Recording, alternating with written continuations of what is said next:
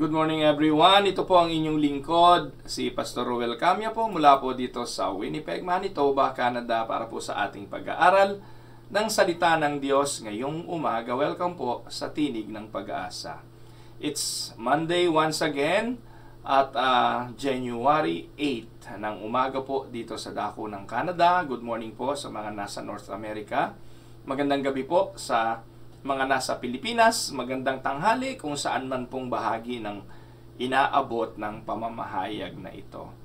Isang pagbati ng kapayapaang mula sa ating Panginoon ang maranasan nawa po ng bawat isa sa atin.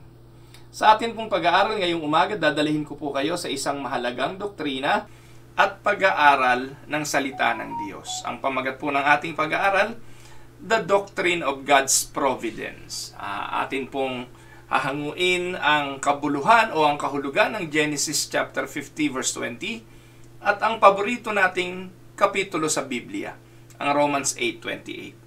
So ano po ba ang The Doctrine of God's Providence? Ang maganda ho sigurong tanong na ating simulan, do all things really work together for good? Yan po yung ibig sabihin po kasi ng Romans 8:28. All things work together for good. Now, gusto ko kayong tanungin, do all things really work together for good? Siguro po bago natin sagutin ang tanong na yan, puntahan muna natin ang mga talata. Genesis 50 verse 20, You intended to harm me, but God intended it for good, to accomplish what is now being done, the saving of many lives. And Romans 8:28, And we know that in all things God works for the good of those who love Him, who have been called according to His purpose. Yan po ay mahalagang mga talatang maunawaan natin sapagkat nakapaloob yan sa isang malalim na doktrina ng ating pananampalataya. Nakasalalay dyan kung papaano natin tinitingnan ng Diyos. Ano po ba ang Diyos? Gaano po ba makapangyarihan ang Diyos na ito? Siya po ba'y mayroong kontrol sa nangyayari sa lahat ng bagay, sa mundo, sa lahat, sa ating mga buhay, at in everything? Yan po ang mahalagang maintindihan natin ngayon. Ang pagkaunawa sa mahalagang doktrinang ito, mga kapatid, ay magbibigay sa atin ng malalim na pagtitiwala sa ating Diyos at makapamumuhay tayo ng may pag-asa at malalim na kapayapaan. Sapagkat maniniwala tayong wala namang aksidente talaga sa Diyos. Now, this is a hard subject to just accept. Sapagkat maraming mga tao ngayon ang naniniwala na sila ang kapitan ng kanilang buhay. Sila ang may control sa mga pangyayari. They have full control of their lives. Pero totoo ho ba yun? Now, sa ating mga mananampalataya, ang ating paniniwala ay merong Diyos, na merong kamay ng Diyos na siyang kumikilos sa ating mga buhay. At pinaniniwalaan natin yung Romans 8:28. In fact, marami pong Kristiyano, favorite verse yan . But again, balikan natin yung tanong natin kanina. Do all things really work together for good? Siguro sabihin nyo sa atin, sasagutin nyo yan, sabihin nyo, yes, amen to that, Pastor Ruel. Amen. All things work together for good. But let us consider the following. 1. May isang mag-asawa na nangangarap na magkaroon ng anak. Mahabang panahon na hindi sila nagkaanak, pero isang araw ginulat siya, ang lalaki, ng balita na ilang linggo nang hindi dinadatnan ng kanyang asawa at ang sabi niya, magpa-pregnancy test tayo, and they found out na buntis nga yung kanyang may bahay. Naghintay sila ng ilang buwan hanggang sa isinilang ang kanilang anak. Subalit pagsilang ng baby, ang sabi nung doktor, mahina yung baby at kailangang i-incubate. At hindi lang iyon, nadiskubre na yung baby ay maraming komplikasyon. May butas ang puso ng baby at ang kailangan ay, ang sabi ng doktor, kailangan nyo na itong iuwi, we cannot do anything for your child. Iuwi nyo na lang siya at sa bahay na lang hintayin na malagutan ng kanyang hininga. And a few days later, the baby died. Thus, all things really work together for good. May isang grupo ng mga mananampalataya sa dako ng Central Africa ang nagtitipon sa isang pananambahan. Then, all of a sudden, a truck of militant Muslim entered the worship hall and they started slaughtering the believers, even the children like chicken. Nagkamatay lahat ang mga mananampalataya, tanging 20 lamang sa almost 150 na members ang nakaligtas. Thus all things work together for good. May isang mananampalatayang narinig ang tawag ng pagmiministeryo, ng pagmimisyon. Hinamon siya na pumasok sa seminaryo, at nung pumasok siya sa seminaryo, habang nandun siya, very eager siyang matutunan ang mensahe ng salita ng Diyos at pag-aralan ang mga doktrina upang ma-equip siya sa pagbalik niya sa kanyang lugar ay magamit siyang isang mahusay na pastor.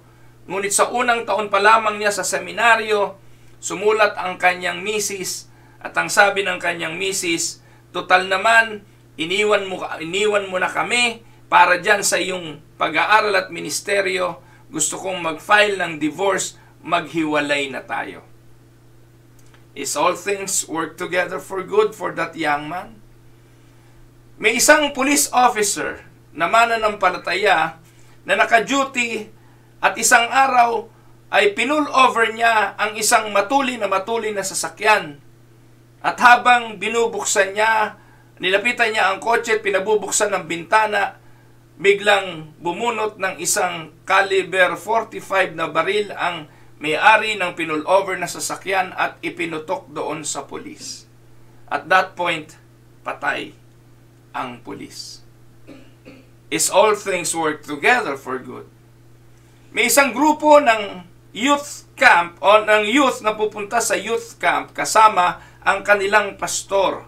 Ito ay isang youth summer camp, and when they about to reach their destination, mga ilang another 2 miles na lang para makarating doon sa kanilang destinations, biglang na-aksidente ang kanilang bus at na-hit ang isang concrete barrier, gumulong ang bus at 100 ang injury, namatay ang pastor at yung ilang leaders ng youth camp ay namatay. Is God control everything? Is all things work together for good? Isang sanggol ang naglalaro na hindi napansin ng magulang na nakadampot ng barya, na isubo ang barya, nalunok ng bata ang barya, na-obstruct ang kanyang paghinga at kailangan dalhin sa ospital para tanggalin ang barya sa mga panahon na nangangailangan sila ng finansyal. Thus all things work together for good. Isang gabi nagising ang isang kabataan na parang may mga tao sa loob ng kanilang bahay. Dali-dali niya binuksan ang kanyang kwarto to see what is happening, and he found out na pasok nga sila ng magnanakaw. Nakita siya ng magnanakaw, pinagpapalo siya ng crowbar. At the age of 16, namatay ang kabataang ito. Thus all things work together for good. Isang ama ng tahanan, ang kampante, na nagtatrabaho. Araw-araw, masipag siyang pumapasok sa desire na makatugon ang pangangailangan ng pamilya sa pamamagitan ng kanyang paghahanap buhay. Subalit isang araw, nabagsakan siya ng isang mabigat na bagay at doon sa kumpanya, kanya itong ikinamatay. Thus all things work together for good. Mga minamahal na mga kapatid, hindi po kwentong kutsero ang mga bagay na sinabi ko sa inyo. Lahat ng ito ay hango sa tunay na istorya at pangyayari. And I am sure you could add many others or to the list of what I told you a while ago. Of all the questions, mga kapatid, do all things really work together for good? That is the question rather.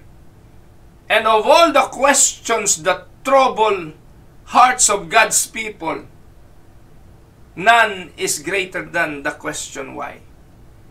Sa lahat ng tanong na meron ang puso ng isang mananampalataya, wala yatang hihigit sa tanong na, bakit?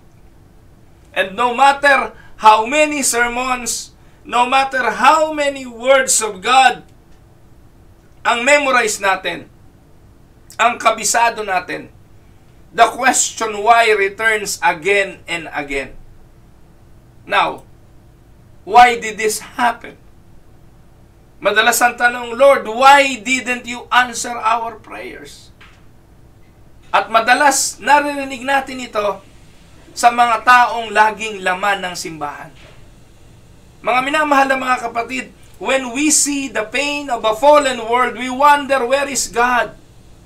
Over the centuries, the greatest minds have wrestled with the problem of pain, with the problem of suffering, and still the questions come, why me? Why now? Why this? Yan ang madalas nating tanong. And the biggest questions of us today is, can you trust God with the details of your life? Kaya mahalagang aralin natin ang doktrinang ito.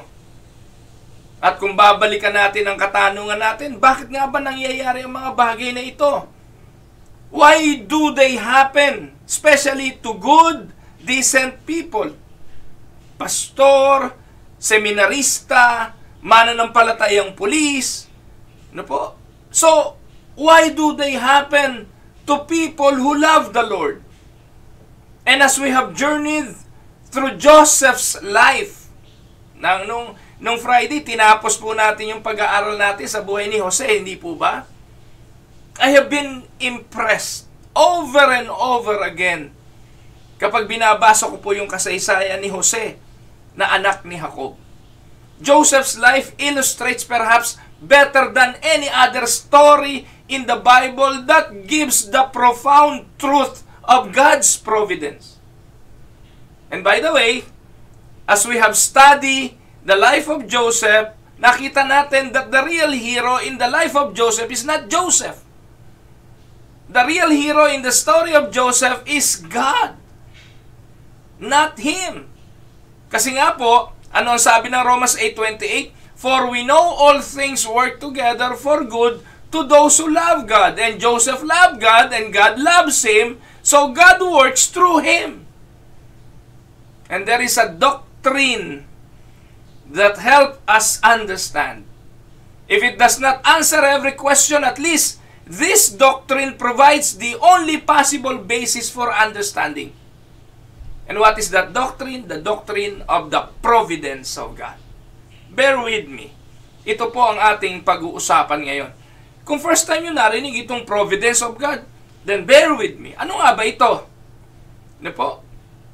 So, in English word, providence has two parts. Yung katagang providence sa English ay may dalawang part. The first part is the pro, and the second part is video. Pro and video. Yan po ang ibig sabihin ng providence. Pag pinagsama, naging providence, literally ang ibig sabihin yan, to see before. No? Yan po ang ibig sabihin.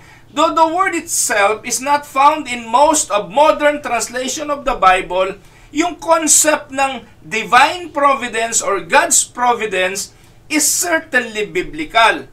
The word providence or the doctrine of providence refers to God's gracious oversight of the universe. Look at that phrase. God's gracious oversight of the universe. Ang Diyos ay hindi nagtutulog-tulugan. Ang Diyos ay may kontrol sa lahat ng bagay. Siya po ang makapangyarihang nagmamasid. Kamay niya ang kumikilos sa lahat. Yan po ang ibig sabihin ng doctrine of God's providence. There is a God who is gracious and He oversee the universe. So, every one of those words is very important. God, gracious oversight of the universe. Yang pong katagang yan ay napakahalaga na ating maintindihan because God's providence is one aspect of His grace. Kaya nga, God's gracious oversight. Yung providence ng Diyos ay isang aspeto ng kanyang biyaya. Oversight means that He directs the course. Siyang may control. He directs the course. Sabi po ng Bible, di ba tayo nagpaplano pero Diyos naman na nagpapatupad? Totoo po yun. Yun po yung realidad. And oversight means that He directs the course of affairs. The word universe tells us that God not only knows the big picture, but He also concerns Himself with the tiniest details. Amen? Ano po? So, meron pong 5 statements that unfold. 5 statements that unfold the meaning of God's providence in more detail. 1, He upholds all things. God upholds all things. He governs all events. He directs everything to its appointed end. He does this all the time and in every circumstances. He does it always for His own glory. Yan po ang katotohanan. 5 statement na nagpapatunay ng God's providence in more detail. He upholds all things. Hawak niya ang lahat ng bagay. Nanggaling sa Kanya ang lahat ng bagay. At ang lahat ng bagay ay pinamamahalaan niya. Siya ang nagdadirect at nag-a-appoint ng dulo nito at ng pasimula nito. Kaya nga, He who began the good work will finish it, will make it to completion. Yun po yung mga talata na ating pinaniniwalaan na ang Diyos na ito ay hindi nagkakamali. So the doctrine of God's providence teaches us several important truths. Ano-ano ito? 1, God cares about the tiniest details of life. Pag pinaniwalaan mo yung God's providence, paniniwalaan mo na lahat, even the tiniest details ng buhay, kontrolado ng Diyos. Amen? Nothing escapes His notice, for He is concerned about the small and about the big. In fact, with God, there is no big or small details. He knows when the sparrow falls. Di ba? Alam niya. Na ano ba yung langay-langayan o yung maya, hindi yan nahuhulog nang hindi pinapahintulutan ng Diyos. Even the hair on our head are numbered by the Lord. He numbers the hair on your head. And He keeps tracks of the stars in the skies, the rivers that flows to the oceans. He sets the day of your birth and the day of your death. Tiyak na yon, mga kapatid. Hindi na tayo makakatakas doon. Alam na ng Diyos yun. Nasa kalendaryo niya yon. Yes, we do have calendars. Ako po may kalendaryo. Nakasulat po dyan ang aking mga gawain on a day-to-day basis. Nakasulat dyan, mga kapatid, yung tatalakayin ko sa Tinig ng Pag-asa araw-araw. Nakasulat dyan ang lahat ng kalendaryo ng simbahan, ng aking mga activities, appointments sa doktor. Lahat po nandyan sa kalendaryo. Pero hindi ko po sigurado kung matutupad ko yan kasi ang Diyos ang may control ng lahat ng detalye niya. Amen? God cares about the tiniest details of life. Second, pangalawa, He uses everything and wastes nothing.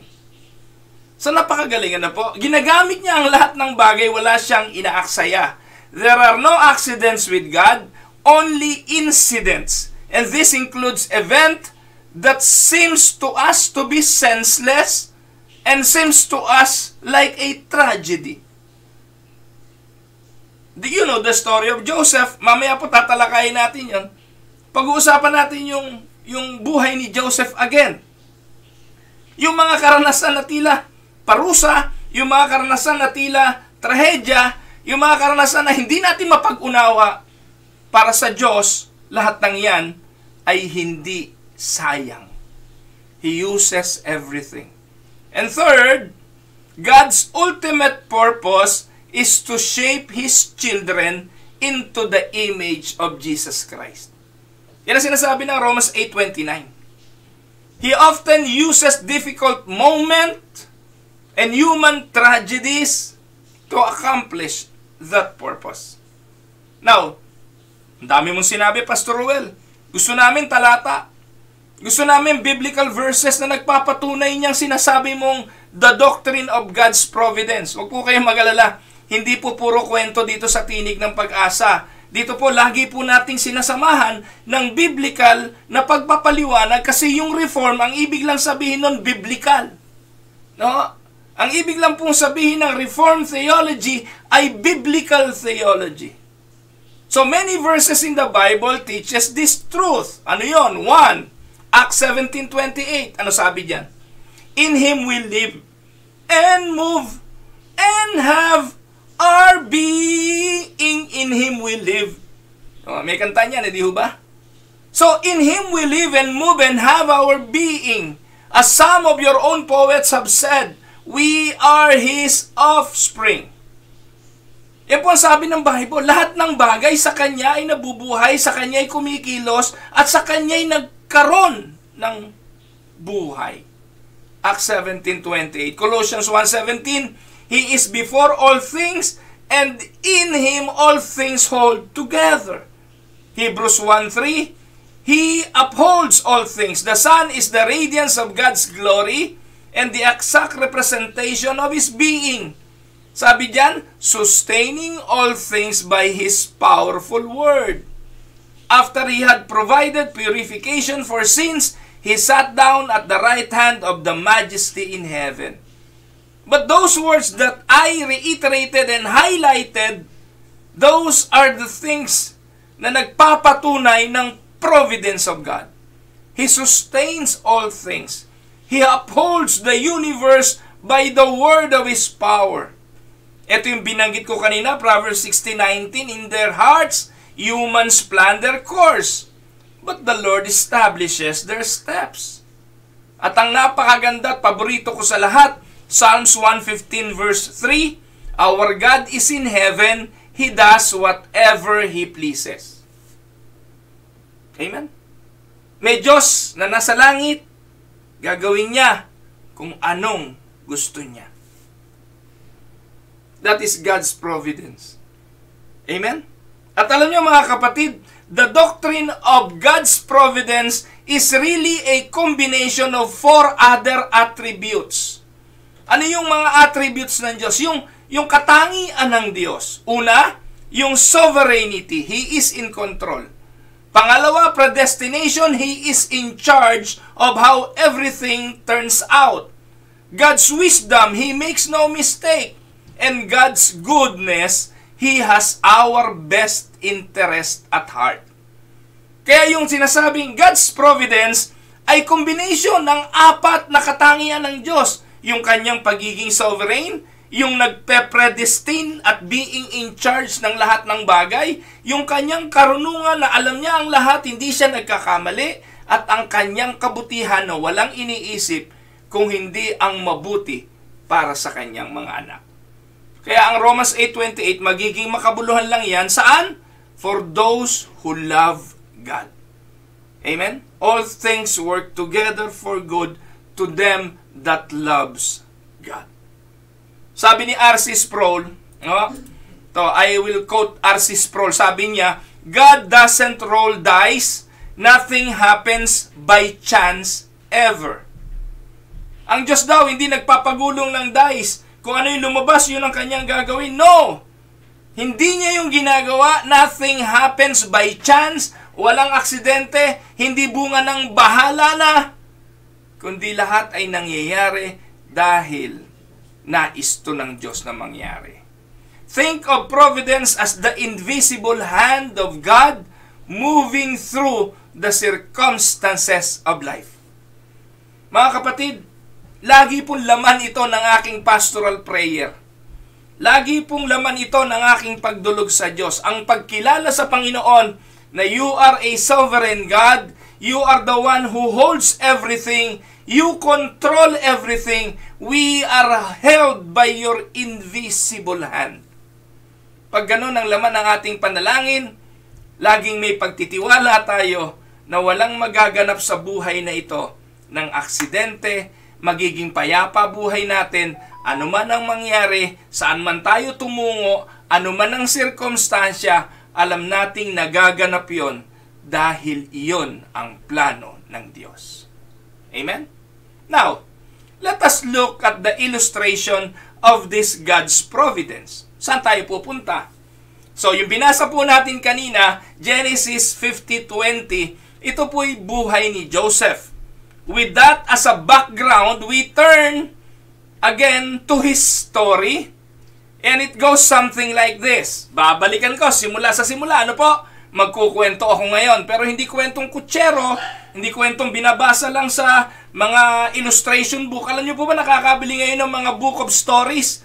Mga book of illustrations. Maraming mga pastor, bibili ng librong yon o magda-download sa internet, babasahin lang sa inyo yon, tapos ayun na yung devotion, yun na yung kanilang mga ginagawang pagtuturo. Bilhin nyo na lang yun, kayo na lang magbasa. Minsan ganun po ano po. Tapos, ito yung ikinukwento ng mga preacher na ito. Tayo po nagkukwento, Bible ang kinukwento natin, Bible po ang ginagamit natin. And let us go to the story of Joseph. Si Joseph ay favored son of his father Jacob. Paborito siya. He was the object of envy by his brothers. So, inggit, at dumating yung time na when his brother conspired to kill him. Pero namagitan si Ruben, they decided to sell him to the Midianites, no? At nung ibinenta siya, ay dinala siya sa bahay ni Potiphar. Bago nila ginawa yung coat of many colors, ay sinabuyan nila ng dugo ng kambing, ipinakita ito sa kanilang tatay at sinabi na ang iyong anak na si Jose ay pinatay ng hayop at siya ay patay na. So, doon sa bahay ni Potiphar, ibinenta siya ng Midianita.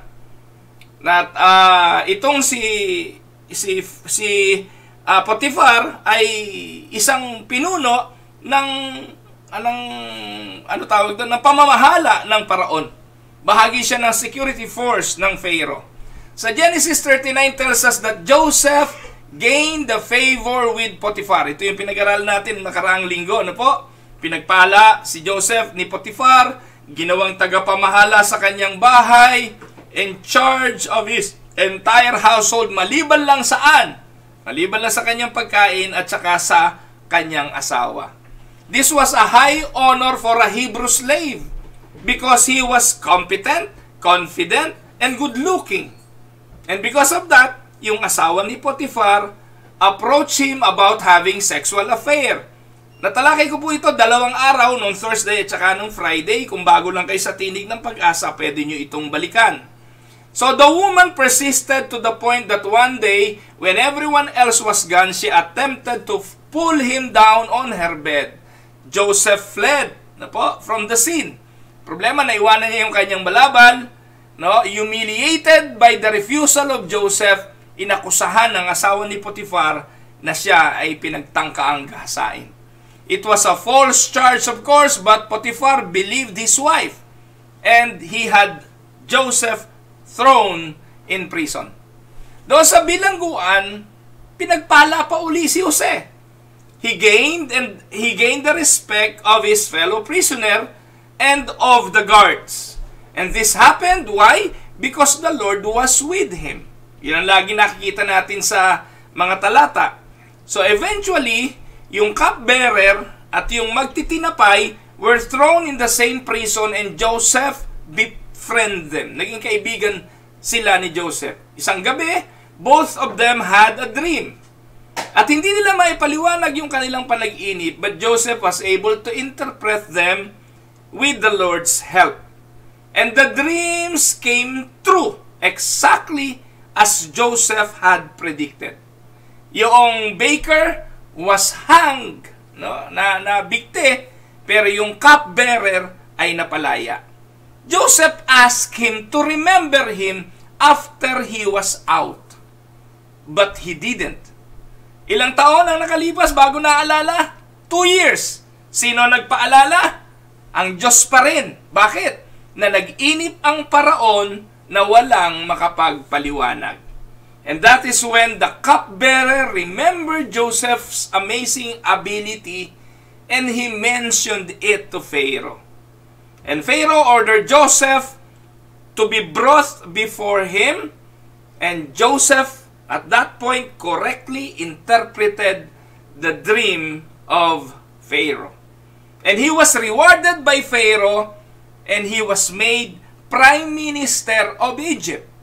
And not bad for a Hebrew slave who had been sold into slavery by his brothers. So eventually, according to the vision or to the dreams of the Pharaoh, magkakaroon ng matinding famine. At nangyari nga po ito, nagkagutom, at yung mga nasa east, yung Jacob's family, naging bahagi sila ng famine.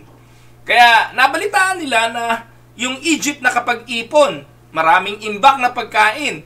Kaya inutusan ni Jacob yung kanyang mga anak pumunta sa Ehipto para bumili ng makakain. They go, and in the process, they meet Joseph. Fast forward tayo, minamadali natin, ano? And only they don't know it's Joseph. Hindi na nila nakilala. Kasi siguro may iba ng suot, iba na bihes, but this happened twice. 2 beses nangyari ito.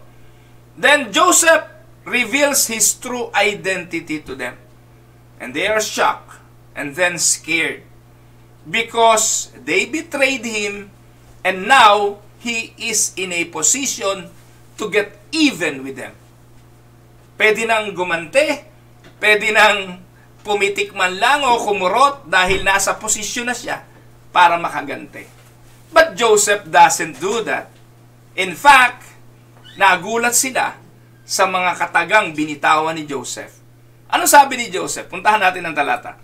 Genesis 45:5-8. Ano pang sabi diyan?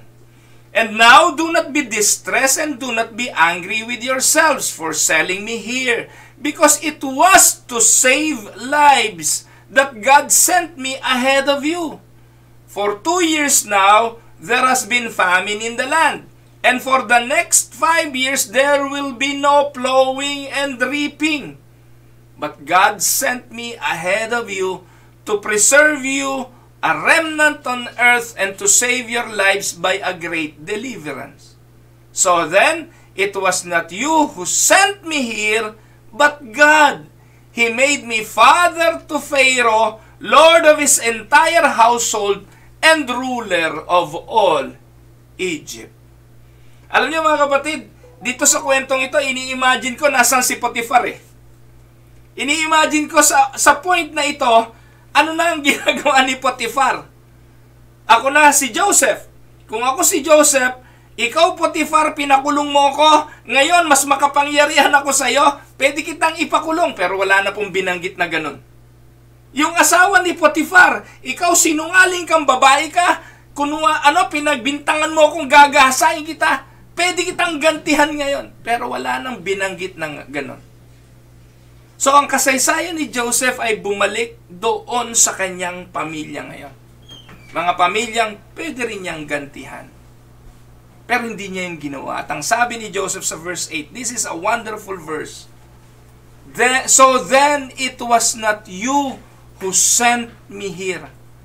Sino bang gumawa ng masama sa kanya? Di ba yung kanyang mga kapatid? Sino ba nagbenta sa kanya? Di ba yung kanyang mga kapatid? Paano siya nakarating sa bahay ni Potiphar? Di ba dahil sa kanyang mga kapatid? Paano siya nabilanggo? Hindi ba dahil sa kanyang mga kapatid?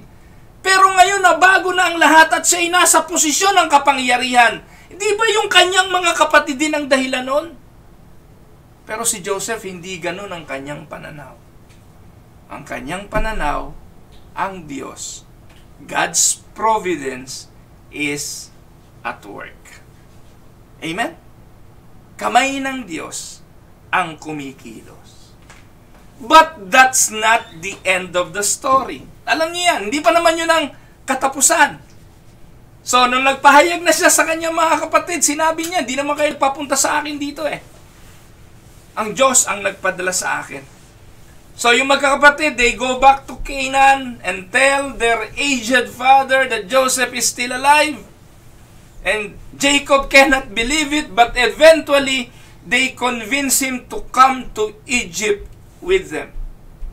He makes the trip, and he and his family were reunited with Joseph, At anong nangyari? Ano po?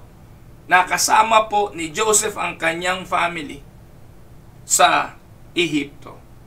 Namit nila ang paraon, at ang paraon offers to let Joseph's family settle in Egypt for as long as they like. Po?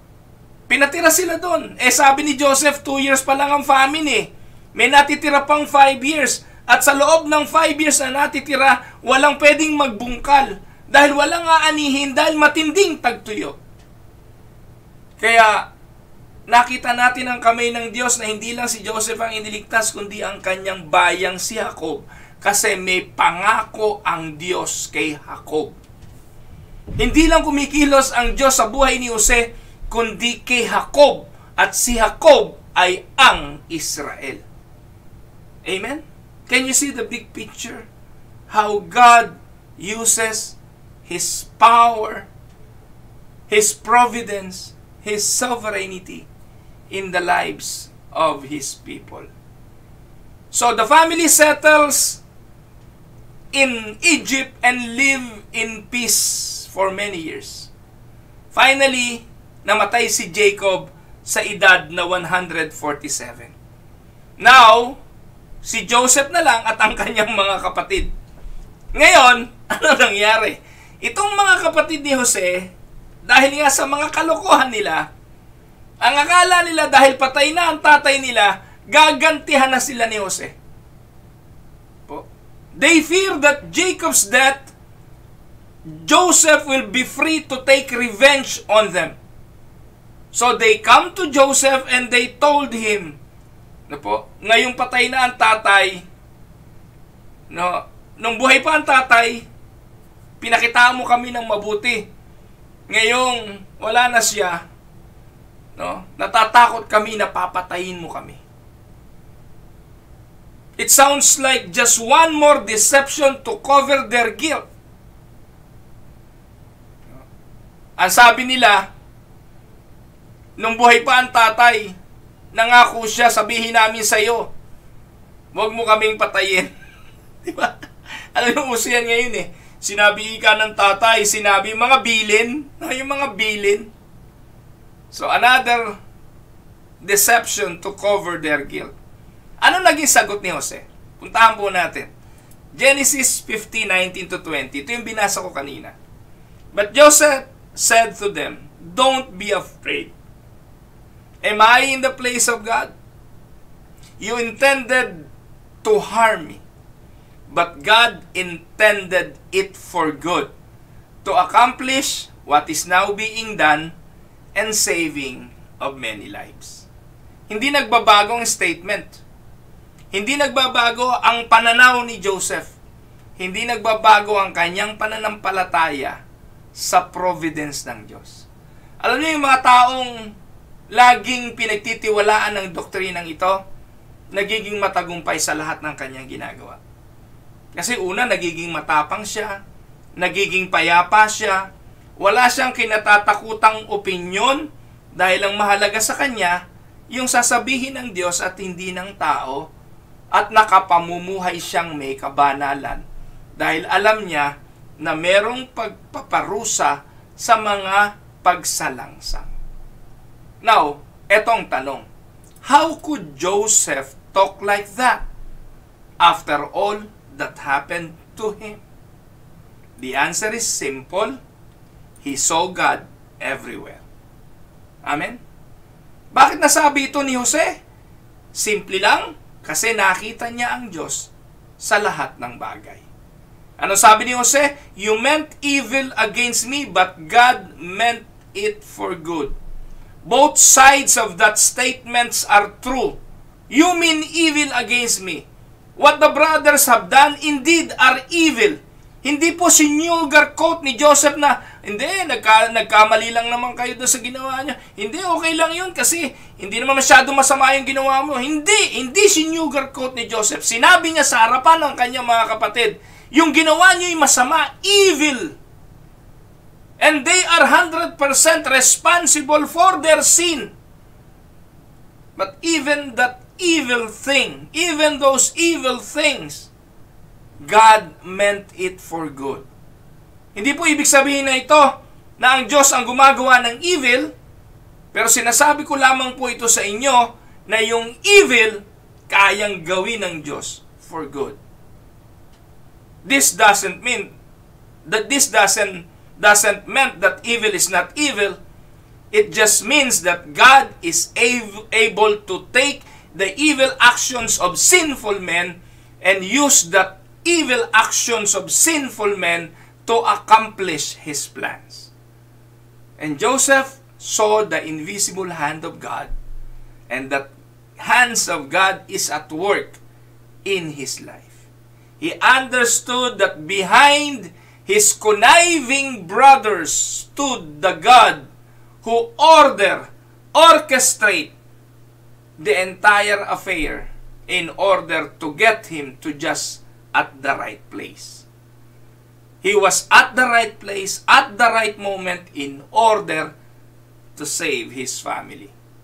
That is God's providence. Amen? And Joseph is saying, though your motives were bad, God's motives were good. Though it took years and years for God's purpose to be clear, in the end, Joseph saw the hand of God behind everything that had happened to him. I want you to think at the implication of the statement. 1. At just the right moment, his brothers threw him in the prison, or in the cistern rather, sa balon. At just the right moment, the Midianites came along. At just the right moment, he had sold to Potiphar. At just the right moment, Potiphar's wife falsely accused him. At just the right moment, he met the baker and the cupbearer. At just the right moment, the cupbearer remembered Joseph. At just the right moment, Pharaoh called for him. At just the right moment, he has promoted to prime minister. At just the right moment, Jacob sent his son to Egypt. At just the right moment, the brothers met Joseph. At just the right moment, Jacob's family moved to Egypt. At just the right moment, Pharaoh offered them the land of Goshen. At just the right moment, they settled there and prospered. And I would like to tell you this.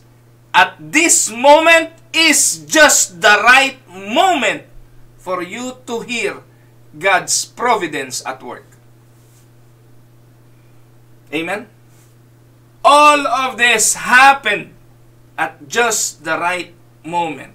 And in just the right way, so that the right people would be in the right place, so that in the end, everything would come out the way God had ordained in the beginning. God never violated anyone's free will, yet everything happened as He had planned. Hindi nagkakamali ang Diyos. That is providence of God in action. Amen?